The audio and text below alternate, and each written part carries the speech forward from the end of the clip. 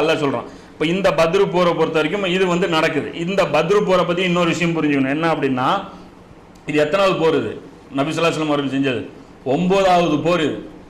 இது ரஹீக்ல எடுத்து பாருங்க, 247வது பக்கத்துலேருந்து 249 வரைக்கும்.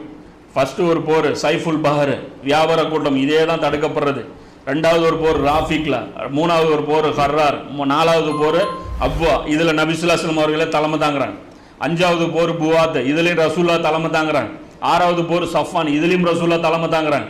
7வது போர் துல் உஷைரா, ரசூல்லா தலைமை. ஏன்னா ஆரம்பத்தில் எல்லாமே ஃபெயிலியராக போச்சுன்ட்டு தொடர்ச்சியாக அடுத்த 4 போர் ரசூல்லாவே கூட போகிறாங்க, எப்படி செய்யணும் நான் வரேன் அப்படின்ட்டு. அதுக்கப்புறம் பத்ருலையும் ரசூல்லா தான் தலைமை. அவர் ரசூலா அதுக்கப்புறம் ஜாயிண்ட் ஆகிறாங்க. முதல்ல ஆள் மட்டும் அனுப்பிச்சாங்க, அதுக்கப்புறம் அவங்களே வராங்க. நக்லா போர், பனு நக்லா, அதுவும் பத்ருக்கு முன்னாடி நடக்குது. அது பற்றி குரான்லேயே ஆதாரம் இருக்குது. 2வது அத்தியாயத்தில் 217வது வசனம் பனு நக்லா, அந்த போரை பற்றி தான் நடக்குது. அப்போ இதெல்லாம் என்ன? இதெல்லாம்